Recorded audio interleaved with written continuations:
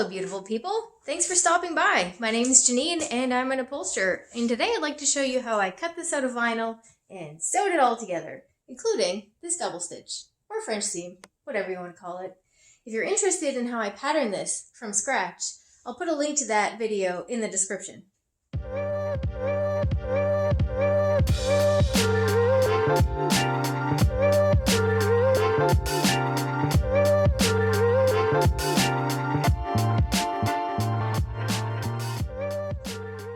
This is the vinyl I used. These are the specs on it. That's the name. And I used polyester thread to sew the pieces together, and I used PTFE to do the double stitch. This is not Tenera, this is a house brand from my supplier, but it's pretty good. And this is just a SunGuard polyester thread in a 92 size. So this is a 92 size, and this is a 138 size. I decided to use my little tin here as a radius for my new pattern. It seems similar to the original shape that this cover was, and it fit nicely in the corners on the top and on the bottom around the base. So I'll copy that for my pattern.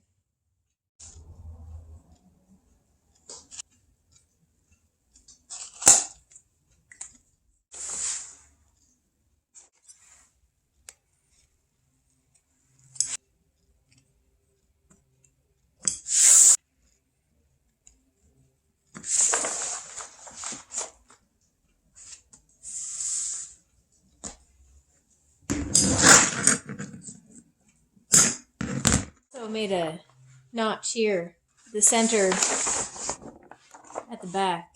That's where the seam will be in my band. So if I notch the plastic, it just gives me another reference as to which is the back and which is the front.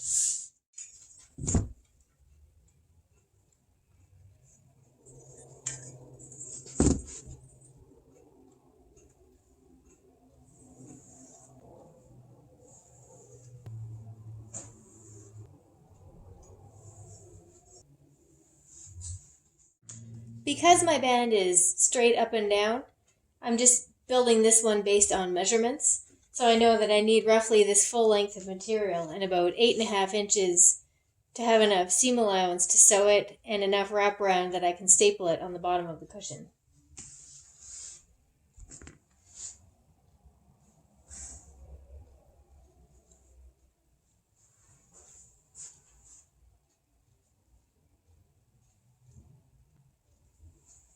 Patterning this face is pretty simple.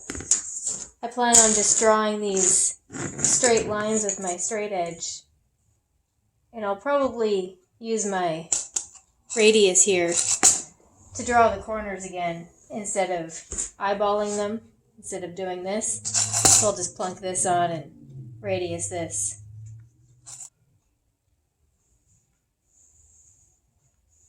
And I'm trying to make sure I definitely pattern enough seam allowance on all these edges because I plan on double stitching this face to the band, and I want to make sure my seam allowance is big enough that I can catch it when I do my second stitch.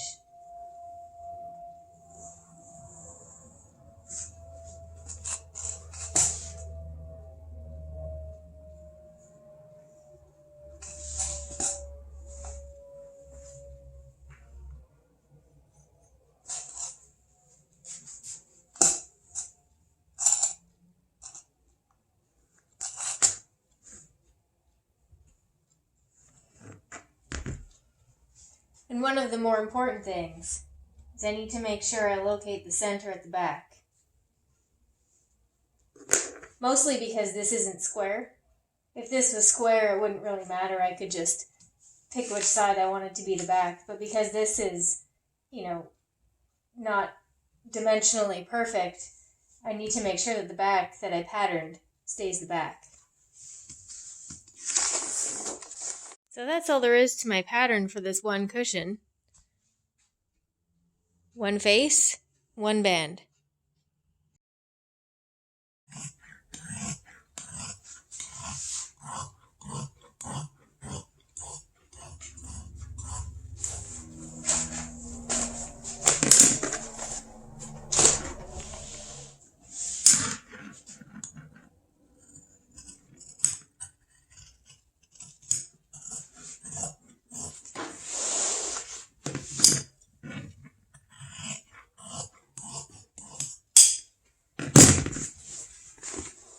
just go ahead and cut a notch in my back here. That way it's easier for me to find. When I pattern in chalk on the front, sometimes it rubs off, and then I waste a bunch of time putting the pattern back on, trying to figure out what direction is what. I am using sew foam on these two pieces. This is a 1/4-inch scrimback type of sew foam. A lot of people ask where I get it. This will vary depending on where you are. There are a ton of places to get it from. You can use a headliner material, like an automotive, roof headliner material, and that works great as a substitute. And often those are sold in pieces, like a pre-cut piece for a headliner. That works great.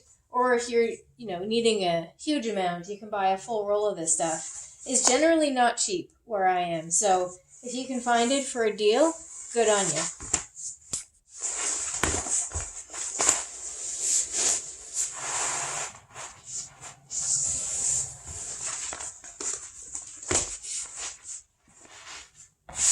If you are cutting a lot of this sew foam, I recommend using some kind of disposable knife blade. If you use your scissors or your, shears to cut foam a lot, it dulls them really quickly.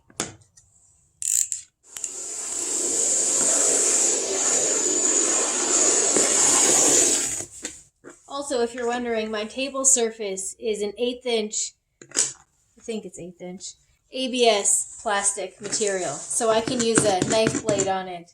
And it sort of scratches it, but it doesn't really gouge it too bad to cause any issues.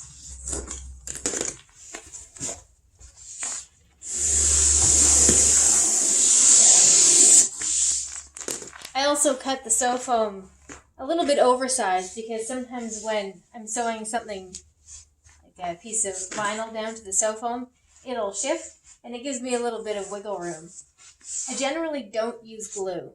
A lot of people will spray glue on these to stick them together.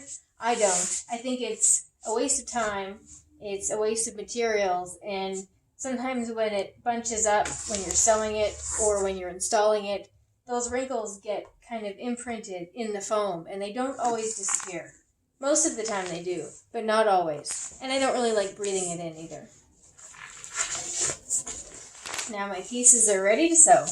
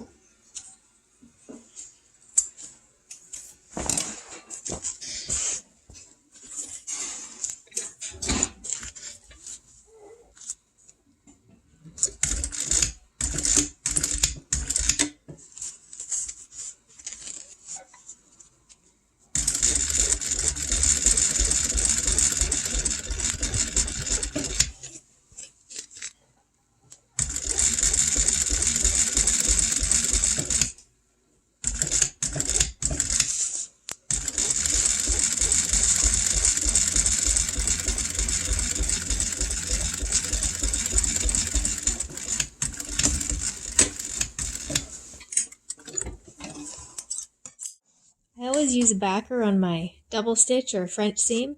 And this is just some seat bottom lining that I cut into strips and I stick it underneath while I'm sewing.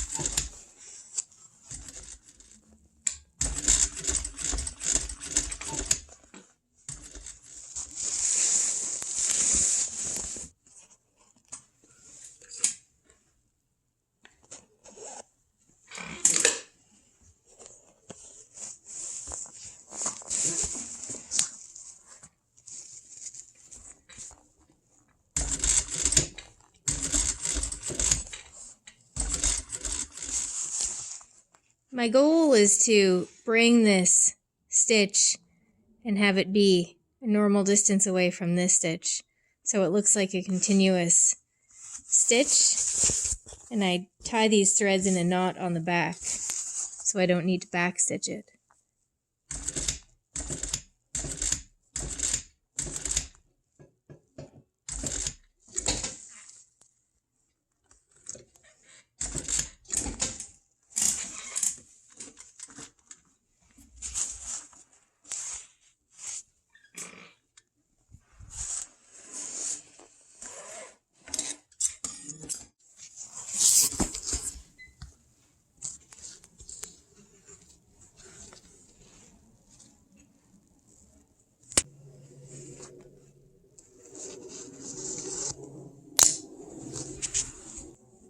Now I can tie these in a knot. Stitch number 2.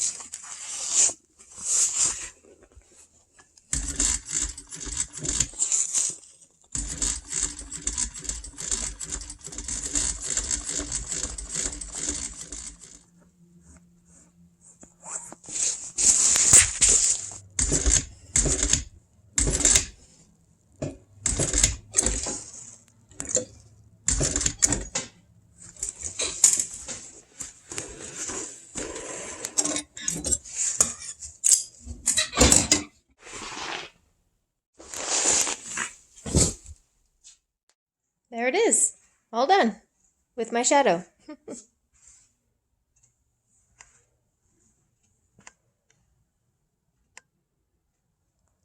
So this cushion was simplified. It used to have a white bolster in the front with a gray rear section, but the owner quite often uses this as a step, so they wanted something smooth so they could step on it without always stepping on a seam.